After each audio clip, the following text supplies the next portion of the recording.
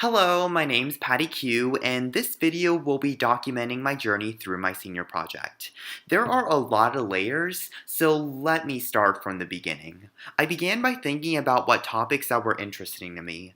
Many things popped up, but they all seemed to lead back to my identity as an Asian American, so I decided to do something around that. Then I thought about what would be an interesting topic that could also become a good extension activity, and I decided on Chinese poetry. I initially wanted it to be over how modern Chinese poets affected America, so I began looking through HCC and Google. When I couldn't find anything, I decided and realized my topic was way too myopic, since it's already difficult to find things about poetry, much less modern Chinese poetry. So I decided to broaden it and see what popped up in my search. I began in the HCC database, and when nothing came up, I looked at the SSRN, or the Social Science Research Network. That gave me four sources talking about common themes in Chinese poetry and how they're distributed today. I also found one talking about the entire history of Chinese poetry, but it was all in Mandarin Chinese, so I couldn't even read it. I then thought about how I'd find things about modern poets, and I decided to have my debate file full of stuff on the topic. After some digging, I found a file of the book that talked about how it affected America. After finding a few more research papers scattered, I got to work. Before I did that, though, I asked Alex Stang, a famous slam poet and our very own Mr. Phrase. I sent out a survey to both of them. Unfortunately, Dang disappeared. Dang nabbit. Yeah, I know it was bad. But Phrase provided great insight. He told me about how poetry was an outlet for others to express themselves and the reason he began teaching English as a whole. He was really incremental since he became my mentor on not only poetry, but also how I could express that to the general public. After organizing them into note cards, I split them into the topics of poetic concept, ancient purpose, modern usage in China, and finally, how important it is to the United States. Writing wasn't too bad since I wrote most of it in a flurry of inspiration a month ago. The main portion of this video will be my extension activity, which is a poetry slam that I held at the Metro coffee shop. I honestly didn't decide on it from the very start, but after finishing my paper, I realized that it was only natural to put my thesis to the test. So the next few clips will be the days of my extension activity, and I hope you enjoy. It's 11 p.m. and it's the day before my extension activity, which is a poetry slam that I'm holding tomorrow. Honestly, if I'm being perfectly honest, I'm really nervous if you couldn't tell. The process of getting to this point was honestly kind of smooth, but like not really. So I put in a request last week to have a poetry slam at the Metro, and they didn't get back to me until around yesterday. So what's going to happen, or what's supposed to happen, is I'm gonna go tomorrow early to the Metro to go set up. They're gonna be providing a mic for us, so I don't have to do that, which is great because I don't have a mic. And after that, I'll just rearrange the furniture, and at 6, everything's gonna happen. So I'm probably going to perform one with my friend Elissa, and then I have 3 that I wrote just for the event. So hopefully it goes well. I invited a lot of people, and hopefully they can find a place to park. Oh, I won't worry about it. Anyway, that's my update. I'm really scared, but it'll be great. Hey, what's up? So right now it's about 3:39. I just got out of school and I'm planning on heading over to the poetry slam. So I like, during the process of getting all my pieces in place, I had to print them out, cut them down, and then put them in a book. It's over there somewhere, yeah. Yeah, it's that. I don't know if you can see it or not, but if you can't, you're gonna see it anyway, so. Yeah, so honestly, right now, I'm nervous as all heck. The poetry slam doesn't start until 6, so I do have some time, but I'm planning on just staying at the Metro for a bit, and then around 5, Elissa's gonna come, we can go over the piece that we're gonna do to start off, and then we will perform it after, like, setting everything up with the chairs and the mic and the stuff. So, wish me luck. That was a bit out of the norm, and I decided to do it on poetry because it's just had a really big influence in my life for a while. So I decided to do a poetry slam. Okay, so up first it's going to be me and Patty reading When Love Arrives by Sarah Kay and Phil Kane. And we really appreciate you guys here. Cue the montage.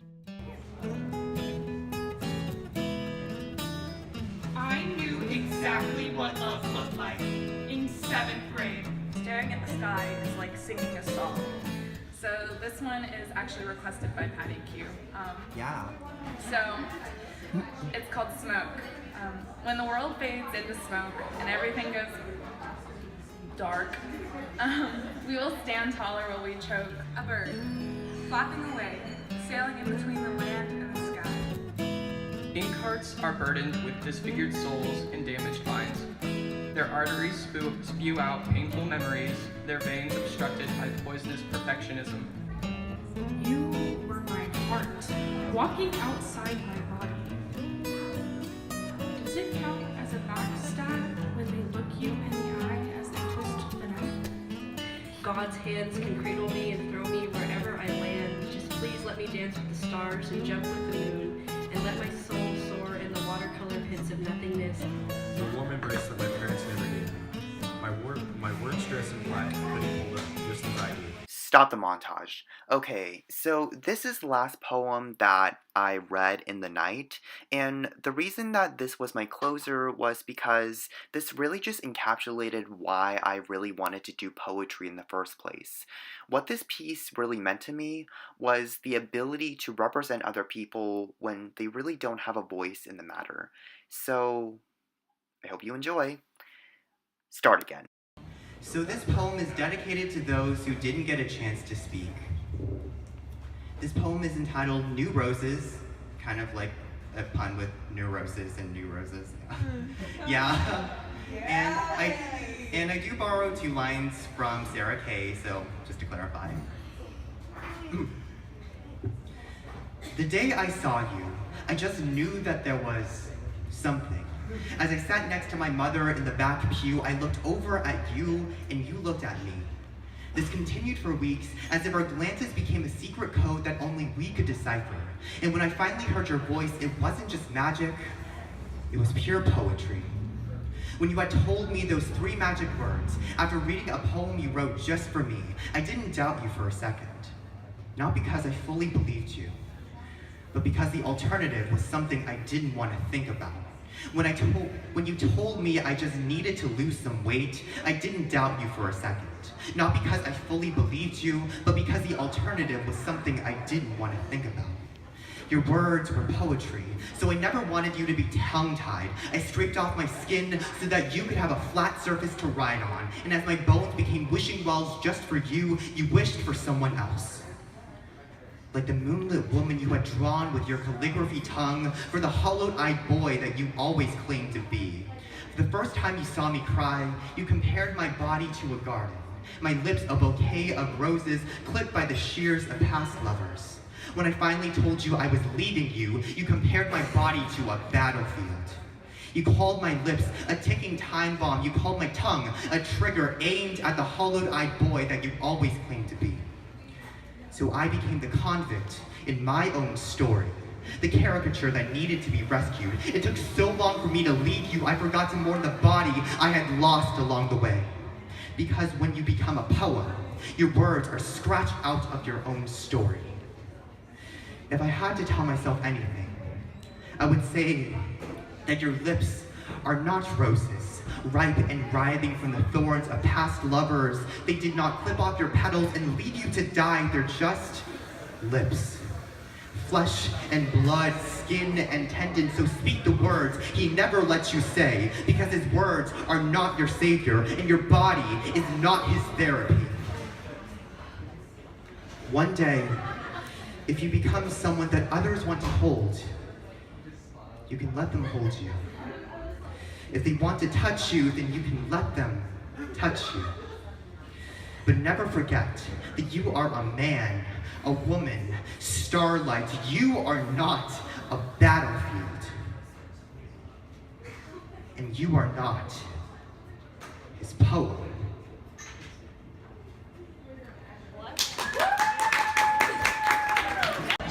Hey y'all, so we're at we're at B-Dubs right now. Sorry, it's a forced habit. So the poetry slam went great. We had a bunch of people perform.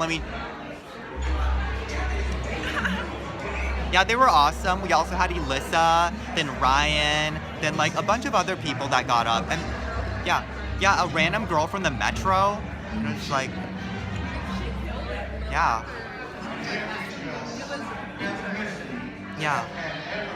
And I got to do a lot of different poems, one kind of representing people that couldn't be there, and it was just awesome.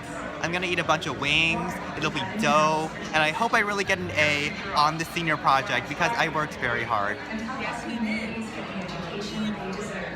Give him an A. Yeah, seriously, A++++. And stop. Okay, the next part is gonna be more reflexive, and just to clarify, I'm not sad. I'm just really tired because it was pretty much midnight. Okay, go. Hey, so it's almost midnight, and I just really wanted to make a video to end the day of my extension activity. So after I went to B-Dubs, as you probably saw, which if I hopefully included that in the final video, it was honestly pretty fun. And afterwards, it was kind of weird emotionally, since I realized that performing slam poetry takes a lot out of you, because I was just exhausted. I was deadpan, I didn't know what was happening, and then I realized, hey, I just read 3 poems that I wrote that were super emotional, so I just gave myself a break. And honestly, I just realized how incredible poetry really can be. I know I just always said that to make my senior project sound huge and humongous, but after I hosted a poetry slam, I just realized that poetry touches so many people, because I saw countless people go up and talk about things that I never even knew was going on. Through poetry, they just let their walls down, and I got to see so many different sides of people that I wouldn't have seen otherwise. So I just realized that poetry really is important. Not only to me, not only in its cultural significance, but also in its significance to communicate with other people what they're truly feeling on the inside.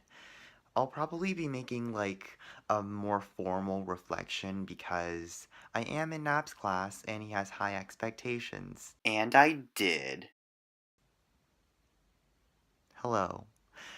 But I just wanted to record this while the thought was in my head. So, I'm heading to bed because I am exhausted. Honestly, I never would have thought in a million years that I would attend such a big poetry slam, much less host it myself. I can't thank everyone enough for participating, because none of it would have happened without them. Starting in the very beginning, I was so lost, not only in what to do, but why I wanted to do it. As I mentioned in my thesis and my research paper, growing up as 1 in 3 Asians in your class makes it difficult to connect with other people many times. But going into high school, I found a community within poetry, so I realized that I just wanted to pay a homage to that and give back in a way. After going through the whole process of researching, writing the paper, scrapping the paper, panicking about my poetry slam, doing it, and then joking about it afterwards, I realized 2 things. 1, I'm probably not going to host another one anytime soon, since it takes so much out of you, but at the same time, I realized that I wasn't alone in all this. In every step of the way, I had teachers, friends, classmates past and present help me through this whole thing. And I just realized that poetry really does bring people together. And I'm not just saying that to have a feel-good ending to all of this. In fact, I really want to continue writing. Not now, since I'm all poetried out, but certainly sometime soon. Thank you for giving this opportunity to me, and I can't wait for the next Poetry Slam, and hopefully I will not be hosting it. Patty Q, signing out.